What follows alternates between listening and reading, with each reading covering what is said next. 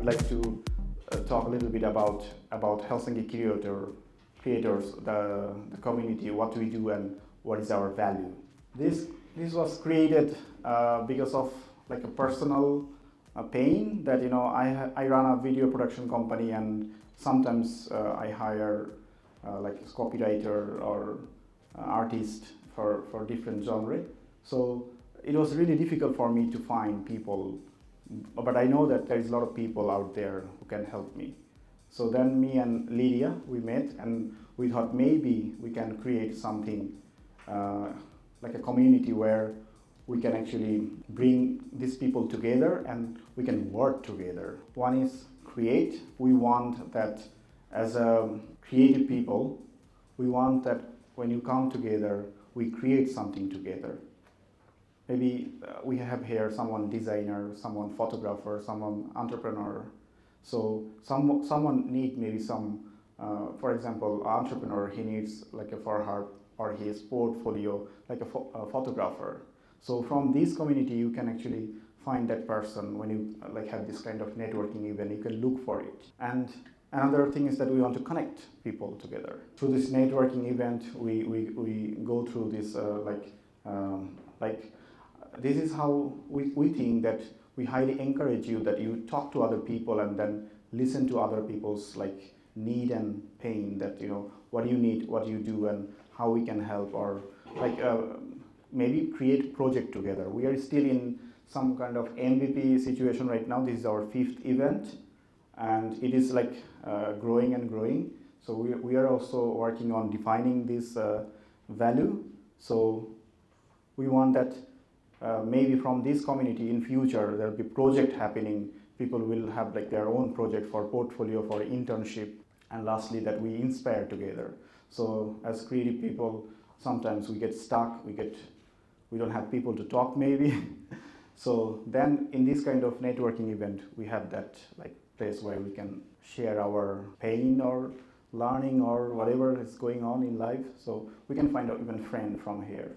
Lydia. Just a few words from my side about our future activities. What we want to do, Tarek already explained, we want to bring people together. So spring, summer is coming, we will be having networking activities, maybe picnic style activities. We will be inviting more interesting guest speakers for you to come. There will be a lot happening. And there will be slides at the end where you can find information about us if you don't follow us on Instagram or LinkedIn or a newsletter. Now, I would also like to invite Salla. She works for Hive, and actually they are hosting us today. We are very thankful. Salla.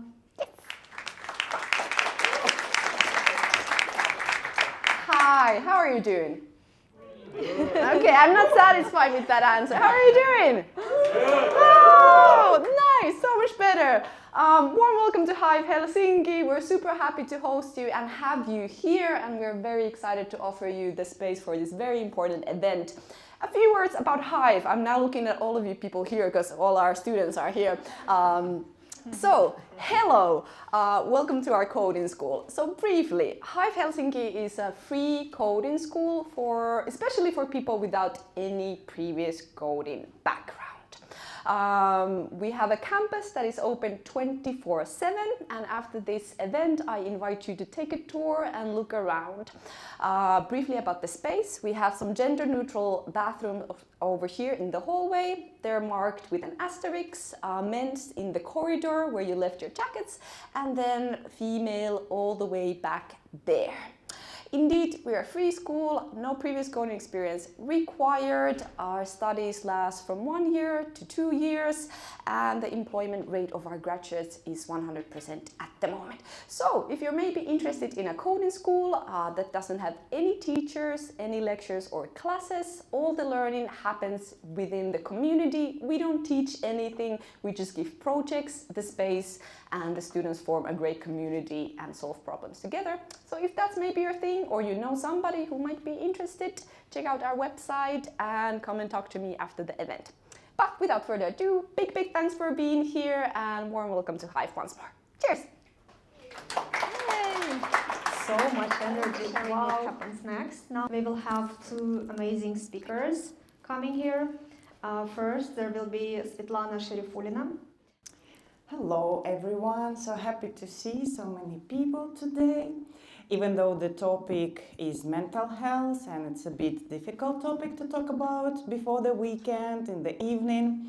So I will tell briefly before I start my presentation about myself, so why you should listen what I'm going to tell to you. I have PhD in neuroscience. I am more than 20 years already in brain research, investigating molecular and epigenetic mechanism of brain regeneration after trauma and stroke. And also I'm mental health advocate. So today I would like to tell you a bit of neuroscience and mental health, so you would know the processes that actually going on in our brain in different situations. But first of all, I would like to mention that everything is just for educational purpose only. I'm not a therapist, I'm not a doctor, there is no any to do now recommendations. So just if you struggle because of some problems, or you know someone, your friend, your colleague who is struggling, please go to and get professional help and take this workshop as an educational thing. So, as a scientist, I decided to start with the number. I don't know if it's scary or not, but for me it's promising, because this is the number of the research on mental health from 2022 till now. Well, till yesterday. Now I think it's already much more published. And as you see, actually it's almost 80,000 new research that published on how people trying to prevent mental health issue, how they try to treat them. So we still has so many research to do to get the answers. So let's start just with the definition. I know we all have the idea what mental health is, but it's nice to talk about the term, just to know that we are talking about the same thing. So mental health is the state of mental well-being that enables people to cope with the stresses of life, realize their abilities, learn well and work well, and contribute to their community. So here is just some examples of the mental health disorders like depression, addiction, eating disorders, bipolar disorders, schizophrenia, and I think that you heard this, but also some of them, like for instance anxiety disorders, they also have subtopics like panic disorders, obsessive compulsive disorders, post-traumatic stress disorder, anxiety and phobias. So now we also have mental health issue related to COVID. So latest research shows so it's due to the inflammation in the brain, and then we also have new term COVID-related psychosis that cause mental distress, but also there are so many harmful reporting to make this drama about this COVID, and actually many data is not well researched, so please take carefully all the information that you get, just not to make this stress because of the news. So why we are talking even the simple things, the terms, the definitions, because still there is a lot of stigma in the society, and especially in professions that related to the creativity.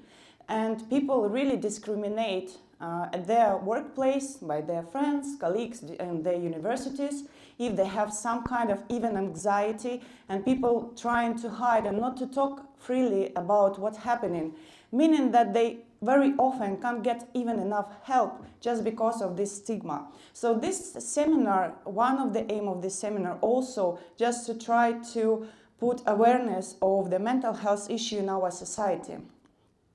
So now I will go more about brain and neuroscience. So here on the screen you see this fMRI scans of the brain with activated zones that in neuroscience it's called default mode network. So it activates when you basically do nothing. Just when you're in the bus, in the metro, you're not doing any task. Maybe you can recall this state just somewhere, you're just somewhere. And this is default mode network. once I give you, for instance, the task, multiply some numbers, draw me a picture, that goes like the deactivates. And it's been shown that the deficit of default mode network involved in so many mental health disorders. For instance, when people have ADHD, so the control from one part of the brain to another, it just interrupted. And people just can't control all the input information that come from the sensory lobe. And so the frontal lobe that is like located like, well, here. So it just can't control enough. So we have this disorder. In autism, for instance, so there is an interruption between main parts of this network. So the people going into self. And it's very difficult for them to communicate with the outside world. And lately, more research been shown that this network highly involved in depression. So, as you know, maybe depression one of the leading cause disability worldwide, and suicide in the first leading causes of death among young people. So, there are few hypotheses on the depression. For many years, it was this one hypothesis, this monoamine hypothesis, something with the serotonin. People don't know even that most of our serotonin, not in the brain, but in our gut, produced by our bacteria. But it was like the dominated in the neuroscience. But recently more hypotheses appeared in research. One of them is neuroplasticity. So depression could be caused by epigenetic mechanism changes. So that means that some of your genes by epigenetic changes switched off and switched on. And that actually could lead to many variety of the disorders. Also stress or some inflammation could be the cause of the depression, and people nowadays trying to look at the new ways of the treatment of the depression through these mechanisms.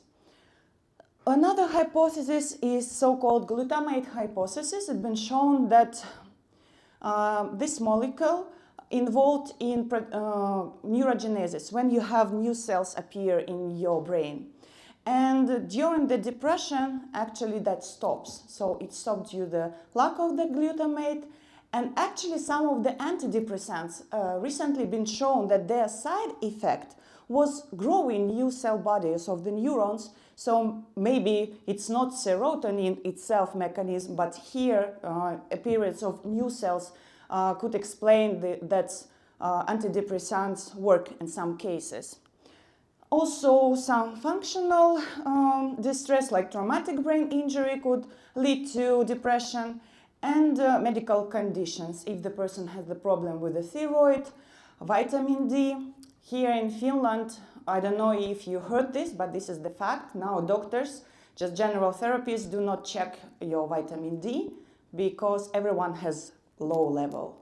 So it makes no sense to go and make this just average checkup. I do not talk about like some conditions specific. So it's also good to keep in mind that everyone here in Finland, due to the lack of sun, has already lack of vitamin D. And this is actually could be already cause of some distress that could lead maybe, hopefully not. Okay, so now I would like you to look a bit at this picture. And this is actually how stroke looks like. So our brain trying to identify the objects, and we see some familiar parts, but basically nothing. So this is how people see the reality when there is a stroke. You may ask me, like, why I'm talking about stroke now, when we're talking about like mood disorders, mental health disorders. But the thing is that 1 in 6 stroke patients have had pre-stroke depression. That means that people can be in the depression mode for years, and that will lead us to stroke and actually to death. Actually, people also who suffer from depression, they die early, average 20 years earlier than people who do not suffer. And I'm not talking about like, suicide or something like that. It's due to stroke or other preventable diseases. So it's really important to think about this now while we are young, so we can do something with our mental health and maybe help our family and friends to prevent severe diseases This is another example how everything correlated with each other in our body. So this is the scan of the brains, and let's see the pointer. No, it's okay, I will show like this. So here's where our amygdala is. Here's the patient, and you see that the amygdala is like the part where the amygdala is highly activated. It's called Takotsubo syndrome. I don't know if you heard. Does anyone know what does it mean? Well, you definitely know this syndrome because it's called broken heart syndrome, actually. And that leads to the extremely hard heart failure. Well, it's about 80% of the patients is women. It could be because of the divorce, because of the broken relationship. So just this stressful situation could lead the changes in the brain, the stress in the amygdala, and then to heart failure. It's also good to know these things, so then everyone, I think, should kind of start to be familiar with the techniques to reduce the stress in any situation, just to avoid these changes in our brain as well. So some mental health statistics. Well, I do understand that this is not very happy numbers, but I think it's important to know them. And to improve a mood a bit after this talk, we have nice pooler there, so. Yeah, so a bit statistics. People often suffer more than one mental disorders at once. So it's good to know that if someone has anxiety, maybe that's not only the one mental disorder that person could suffer. Women are twice likely to suffer from major depression than men. Men and women equally likely to develop bipolar disorder. Major depression can be developed at any age, but usually it's mid-20s. So 18% of people have an anxiety disorders. It's just latest statistics, and I think that at least some of us already here could be in these numbers. So it's good to think about mental health promotion and protection. And as I said, I'm not going to give you any advices. I'm not a therapist. Yes, we all know food, exercises, sleep, and also social networks, what we are doing now. But some things that was being published last year in Frontiers of Psychiatry, I would like to bring up today. So cognitive behavioral therapy. The book or therapist, please do be familiar. It may help you to prevent even the early stage of the disorder while you wait 2 months to go to the Terves Asthma here by Kela. Behavioral interventions, coping skills training, you can find actually tools or also ask your general practitioners at hospital.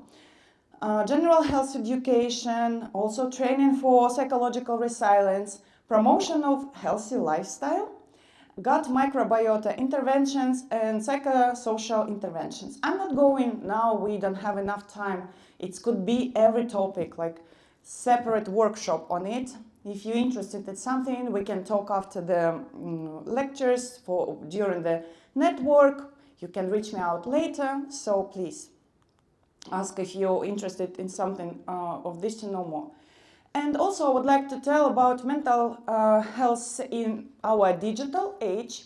So now we have plenty of apps, different chatbots, web services, you name it.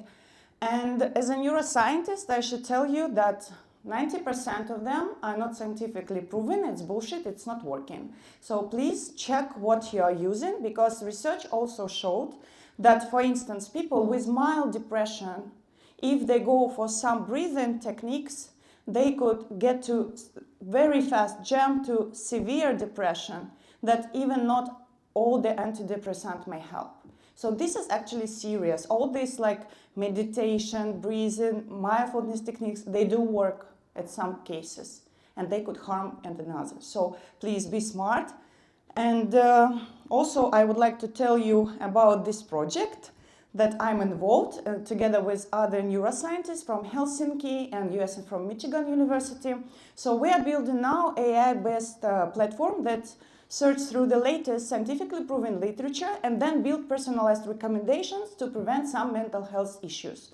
So if you interested, you can ask me and also become our beta tester in future, because now with the software developers and AI specialists and also core of scientific advisors, we are doing this platform because we really would like to improve the situation with the well-being and mental health in our society. This is some books that I highly recommend you to read. Well, we already talked about cognitive behavioral therapy. Also, very nice book, We Are Our Brains. It's like fairy tale before going to bed. Interesting facts, very easy to read, sometimes with a sense of humor. So I highly recommend it. And then the book Neuroscience. Well, it's also good for sleep. So you can fall asleep very quickly. But actually there are a lot of mechanisms that are going on in our brain described. I think it's in very good way. So if you're interested, please go ahead. And here is not the book, it's the service, Miepi. I don't know if you're familiar, here in Helsinki.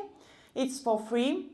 You can have 5 free sessions with a licensed therapist if you want just to talk about something or you really need some serious help. They actually even promote someone to get appointment with the doctor faster and prescription and everything. So please use also their website. They have a lot of information in different languages. If you have some trouble with the sleeping or addictions or something like that, so please do.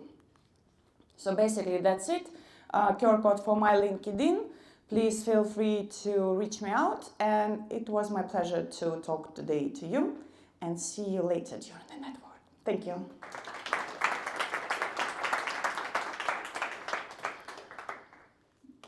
Thank you, Svetlana. Now we have another Svetlana, Svetlana Makhmutova. She's an engineer. She will tell you a little bit more about herself now.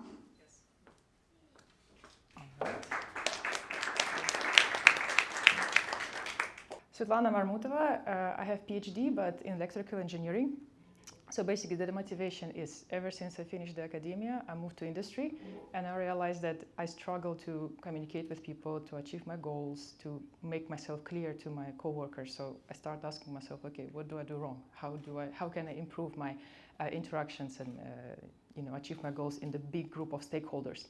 So, and as a scientist, if you want to learn something, you learn how things work, right? So dig into your brain. So I started learning like the scientific papers and books on how the brain works, how to interact with people. So that's the background and motivation. The agenda and the sources for today, the source on the left-hand side. So the scientific papers, scientific books, then the workshops with the popular science and with the business coaches, pretty much where we go through those interactions and we learn together like how to make them work.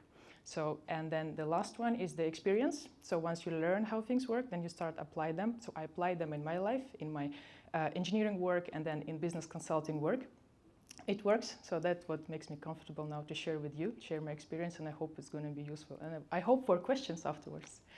So there will be today 3 big parts. First, we're going to go through the brain. What are the important parts in our brain responsible for behavior, interactions? Then we're going to define what is excitation, emotion, and our reaction to make it clear. And then we're going to go to the algorithm. As a scientist and engineers, we like algorithms. So how to decouple, how to behave. And that's going to be the deliverable for today, the algorithm, how to behave when we need to make interactions and work with people. Right, so quickly, Svetlana was talking today already about amygdala and frontal cortex. So first thing, what we need to know about the brain is the most energy consuming organ in the body. So in order to make it optimum and less energy consuming, the brain operates in patterns. So event A, here's your reaction. Event B, here's your reaction quickly. You don't need to spend energy to save the energy. So this is the default mode of the brain. We need to be aware of that. So sometimes it's useful, sometimes it's not. So that's like the situation. So limbic system, you see this is the amygdala, this is the most ancient part of the brain. It receives the signals from the outside world, when we talk to people, when we hear something, we smell something, we touch something, we feel something in our bodies, everything goes first to limbic system. This is the oldest part. it's pretty much responsible for it's like a semi-automatic replies, right? You feel the fire, you take your hand off the fire, it's hot. Or you see the lion, you run. Or your blood start pumping up because you know soon you will be running because you see the lion. So this is the pretty much default system. It's very quick, it almost doesn't take any energy, it's always working, whatever happening in your life, in your body. So then, frontal cortex, this is the the picture. So this is the fun picture from one of the research where they show the parts of the brain of different primates, and you see that we can see some similar parts in, let's say, mouse, cat, chimpanzee, and human. So the limbic part is every single primates have limbic part. This is what unites us. Then what is different is the frontal cortex. Human beings, we have the frontal cortex, which is the most young part of the brain. This is our Captain Spock, the one which say, okay, hold on, let's think about it. What's going on? Like it receives the information from the limbic system. Something is going on, I'm afraid. And the frontal cortex like, okay, why are you afraid? What is going on? Who is this lion? Like this lion, do we need to really be afraid of this lion or not? So the frontal cortex is our thinking part. And as you can understand, it takes a lot of energy, a lot of time. You know, it creates the scenarios, the strategies, what to do. So one small thing here, like whenever in the body, in the brain, once we don't have resources, the limbic system is always on. So when we don't have oxygen, or we don't have nutrition, or we don't have there's another lecture on that. So like the frontal cortex is the first one to switch off.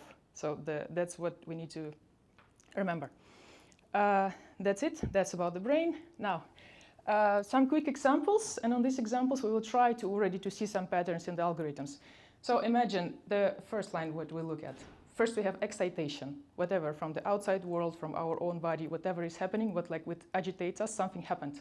So first it goes to limbic system, LC, then it turns into emotion, fear, aggression, happiness, excitation, whatever. So all these emotions are in the limbic system. Then we need to engage with the frontal cortex, VC, frontal cortex, and then you change it, your emotions, you change it to your response. Okay, what should I do about this emotion?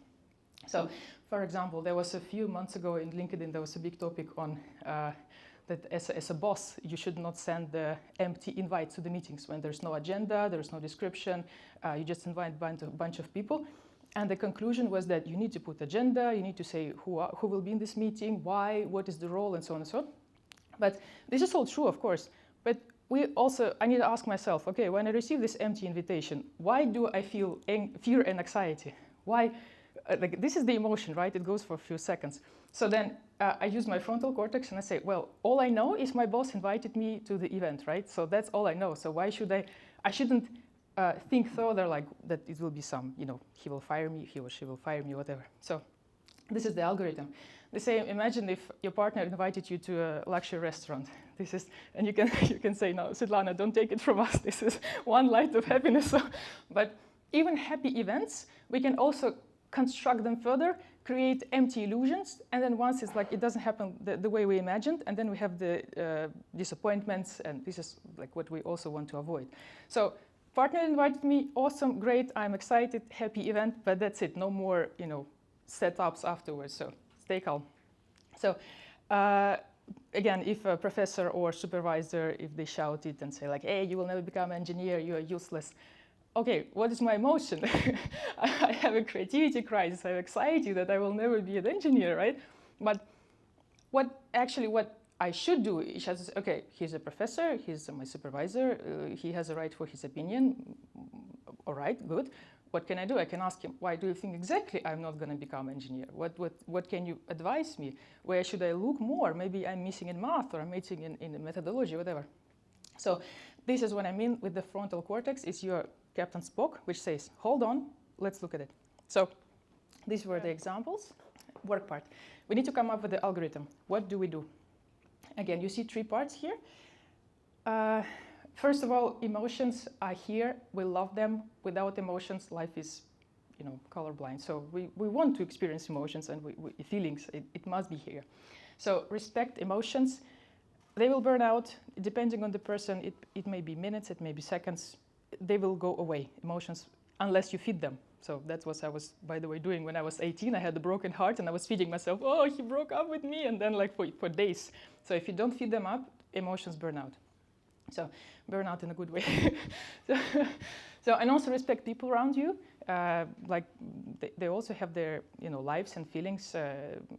Think of the way you express your emotions within these few minutes, so you don't destroy your relationship with the people just because of these few seconds of emotional response. So second, once you feel calm, emotion is gone, look objectively on the situation. So what exactly happened? Like even you can, usually I imagine myself like there is a theater and I'm on the stage and I'm watching myself from the audience, like at the situation, as objectively as possible. So what exactly was said? What kind of words were used? Exactly. So then the person who was telling me this, the professor, maybe the professor is emotional himself, and this is his way to interact with people. So maybe it was not because of me, and he was not personally talking about my engineering challenges, but that's just how he wants to engage with people. So that's a different color in this metrics. Then again, what were the circumstances? Maybe when the boss was too shouty, maybe there's a deadline close by, and maybe the team is late with the deliverables, or like this is the situation. So there's always some circumstances we need to take into account once we analyze the situation. And the final part, once you made this analysis, we need to create a response. Here, and I cannot emphasize more on this sentence, whenever I worked with the business coaches, that was the first sentence she was asking me. What do you want to achieve? So I was there like, oh, this happened. I said, okay, calm down. What do you want to achieve? Do you want to progress with your career? Do you want to keep a relationship with your colleagues? Maybe do you want to quit and just shut the door? And that's also an option. So tell me, what do you want to achieve? So there was a discussion recently in Instagram with Lydia, right, with the business partner. So if some of your values don't align, but you still need to do the business, right? And then the question is like, do I show now that our values are not aligned? Do I do the business and do it afterwards? So again, the question is, what do I want to achieve? And then like, if I compromise for my values, is it really much more important than if I do the business? So, and that's the first step in creating the response strategy. So then what I want to achieve, then what are the options? What can I do? Or like literally, should I reply? Should I just keep it like, okay, it's not my business, it's the professor problems with his emotions and stuff. So what are the options? And then the time and the place as well when you implement the strategy. There was recently a good example from Simon Sinek on, he said that he was invited by his friend to a theater play, and during the play he didn't like it at all. So it was at all like really bad. But he said, if I criticize his play right after the play, then it will be hurtful because the person, he was so excited, it's his first play, he invited all his friends. So maybe that's not the right place and the time to say it. So you can still keep it true. So what he was saying, like, okay, I'm really happy that you invited me. I'm glad I was with you at this event. So that was all true, right? And then the next day, when the emotions are gone and the person is calm, he's in normal mood, then Simon approached him and said, well, actually, this was maybe not exactly what I expected, or whatever criticism he wanted to show to his friend. So you can still be true, you can still achieve your goals, you can still respect your colleagues, your customers or stakeholders in your organization, but do it in the right way. So, and one last thing to remember, like whenever we do this kind of analysis, self-reflection. So, and there are two levels. First, self-reflection is your own. Whenever I have an emotion, somebody criticizes me, I have a strong emotion of how dare you. So first thing to do is ask myself, Svetlana, why do you react like this? Do you feel like maybe back in school your teachers were telling you like you are the number one and you are the smartest, and then somebody else is there to, to challenge me or something, so, or whatever. So what is my own setup? What are my motivations that I react like this? This is the easiest one because you can talk to yourself. This is the the most easier way. But the second, the difficult layer is to understand the motivations of other people, and this is also need to be taken into account when you talk to other people to know what are their motivations, what is their setups, why do they behave like this. And the interesting part now these days, whenever I meet new people or even my old friends, I know that there are people who are, and this is really exciting for me. Whenever I talk to somebody and they ask me, okay, Svetlana, but why do you think that way? Or they ask me, why did you feel that way? Or why did you ask me this question? So this person trying to understand what is my setup, let's say, what is my decision-making matrix, if you will. So once you know other people, once you know what are their setups, you can turn your emotional intelligence into emotional capital. Because you can create relationship, you can achieve your goals, you can build the teams, you can start businesses, you can be successful with your co-founders, with whatever. So whatever you want to achieve, this is emotional capital. So how to turn your emotional intelligence into capital. It's all about money, right? No, that's a joke. So that's the algorithm, right? First, emotion is here, awesome, great, respect it. Then analyze what's happening. Last step is create response. And I'm telling you, at the beginning, it takes much longer time. It's really long. But once you practice it, it becomes much faster and almost immediately. So at least this is my experience. And internal ego. Oh.